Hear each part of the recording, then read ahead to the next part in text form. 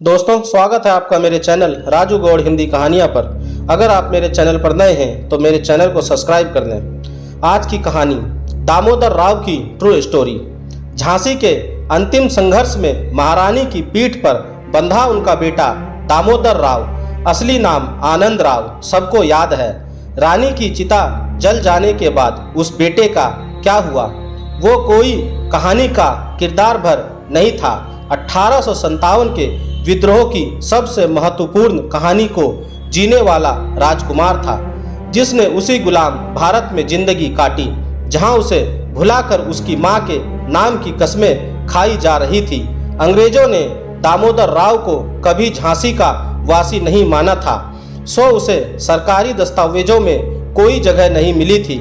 ज्यादातर हिंदुस्तानियों ने सुभद्रा कुमारी चौहान के कुछ सही कुछ गलत अलंकारिक वर्णन को ही इतिहास मानकर इतिश्री कर ली।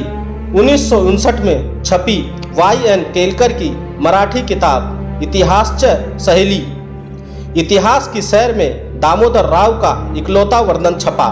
महारानी की मृत्यु के बाद दामोदर राव ने एक तरह से अभिशप्त जीवन जिया।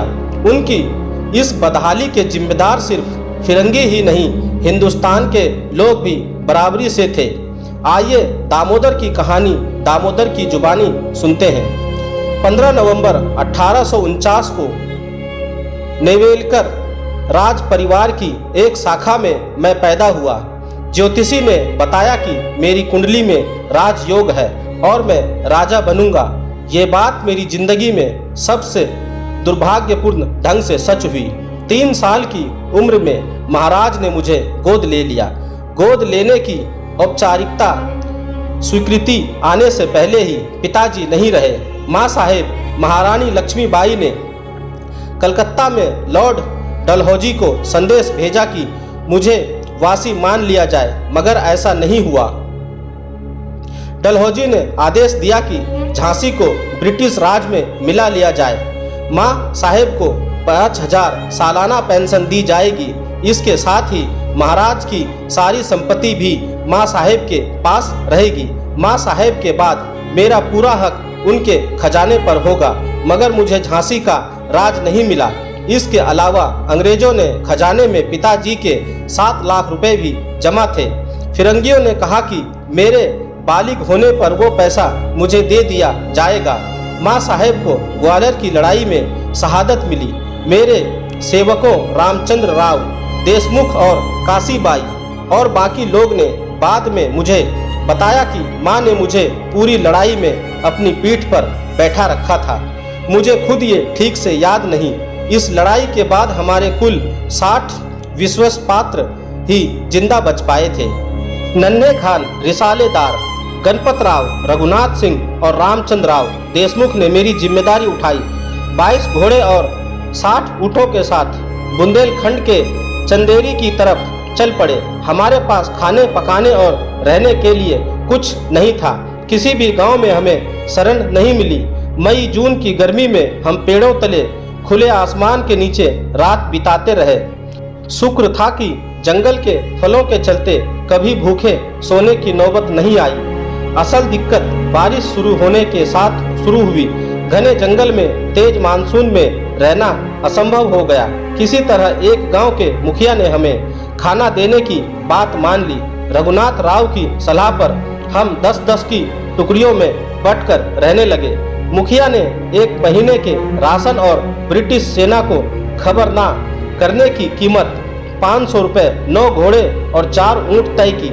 हम जिस जगह पर रहे वो किसी झरने के पास थी और खूबसूरत थी। देखते देखते 2 साल निकल गए। ग्वालियर छोड़ते समय हमारे पास 60,000 रुपये थे, जो अब पूरी तरह खत्म हो गए थे। मेरी तबीयत इतनी खराब हो गई कि सबको लगा कि मैं नहीं बचूंगा। मेरे लोग मुखिया से गिड़गिड़ाए कि वो किसी वैद्य का इंतजाम करे। मेरा इलाज तो हो गया, मगर हमें बिना पैसे के वहाँ रहने की नहीं दिया गया। मेरे लोगों ने मुखिया को 200 रुपये दिए और जानवर वापस मांगे। उसने हमें सिर्फ 3 घोड़े वापस दिए। वहाँ से चलने के बाद हम 24 लोग साथ हो गए। ग्वालियर के सिपरी में गांव वालों ने हमें बागी के तौर पर पहचान लिया। वहां 3 दिन उन्होंने हमें बंद रखा, फिर सिपाहियों के साथ झालरपाटन के पॉलिटिकल एजेंट के पास भेज दिया। मेरे लोगों ने मुझे पैदल नहीं चलने दिया, वो एक एक कर मुझे अपनी पीठ पर बैठाते रहे। हमारे ज़्यादातर लोगों को पागलखाने में डाल दिया गया। माँ साहेब के रिसालेदार नन्हे खान ने पॉलिटिकल एजेंट से बात की। उन्होंने मिस्टर फिलिंग से कहा कि झांसी रानी साहिबा का बच्चा अभी 9-10 साल का है। रानी साहिबा के बाद उसे जंगलों में जानवरों जैसी जिंदगी काटनी पड़ रही है। बच्चे से तो सरकार को कोई नुकसान नहीं, इसे छोड़ दीजिए, पूरा मुल्क आपको दुआएं देगा। फिलिंग एक दयालु आदमी थे। उन्होंने सरकार से हमारी पैरवी की। वहां से हम अपने विश्वस्तों के साथ इंदौर के कर्नल सर रिचर्ड शेक्सपियर से मिलने निकल गए। हमारे पास अब कोई पैसा बाकी नहीं था। सफ़र का खर्च और खाने का जुगाड़ के लिए माँ साहेब के 32 तोले के 2 तोड़े हमें देने पड़े। माँ साहेब से जुड़ी वही एक आखिरी चीज़ हमारे पास थी। इसके बाद 5 मई 1860 को दामोदर राव को इंदौर में 10,000 सालाना की पेंशन अंग्रेजों ने बांध दी। उन्हें सिर्फ 7 लोगों को अपने साथ रखने की इजाज़त मिली। ब्रिटिश सरकार ने 7 लाख रुपए लौटाने से भी इनकार कर दिया। दामोदर राव के असली पिता की दूसरी पत्नी ने उनको बड़ा किया। 1879 में उनके एक लड़का लक्ष्मण राव हुआ। दामोदर राव के दिन बहुत गरीबी और गुमनामी में बीते। इसके बाद भी अंग्रेज उन पर कड़ी निगरानी रखते थे। दामोदर राव के साथ उनके बेटे लक्ष्मण राव को भी इंदौर से बाहर जाने की इजाज़त नहीं थी। इनके परिवार वाले आज भी इंदौर में झांसी वाले सरनेम के साथ रहते हैं। रानी के एक सौतेली भाई चिंतामन राव तांबे भी था। तांबे परिवार इस समय पूना में रहता है। झांसी के रानी के वंशज इंदौर के अलावा देश के कुछ अन्य भागों में रहते हैं। वे अपने नाम के साथ झांसी वाले लिखा करते हैं। जब दामोदर राव नेवालकर 5 मई 1860 को इंदौर पहुंचे थे, तब इंदौर में रहते हुए उनकी चाची जो दामोदर राव की असली माँ थी, बड़े होने पर दामोदर राव का विवाह करवा देती है। लेकिन कुछ ही समय बाद दामोदर राव की पहली पत्नी का देहांत हो जाता है। दामोदर राव की दूसरी शादी से लक्ष्मण राव का जन्म हुआ। दामोदर राव का उदासीन तथा कठिनाई भरा जीवन 28 मई 1906 को इंदौर में समाप्त हो गया।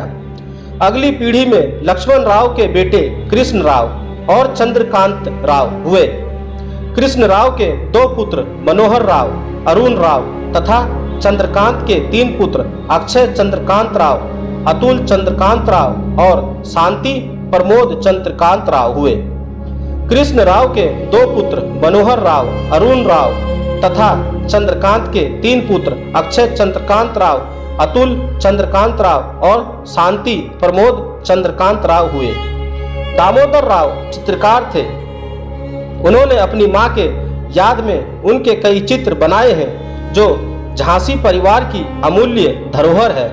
उनके वंशज श्री लक्ष्मण राव तथा कृष्ण राव इंदौर न्यायालय में टाइपिस्ट का कार्य करते थे।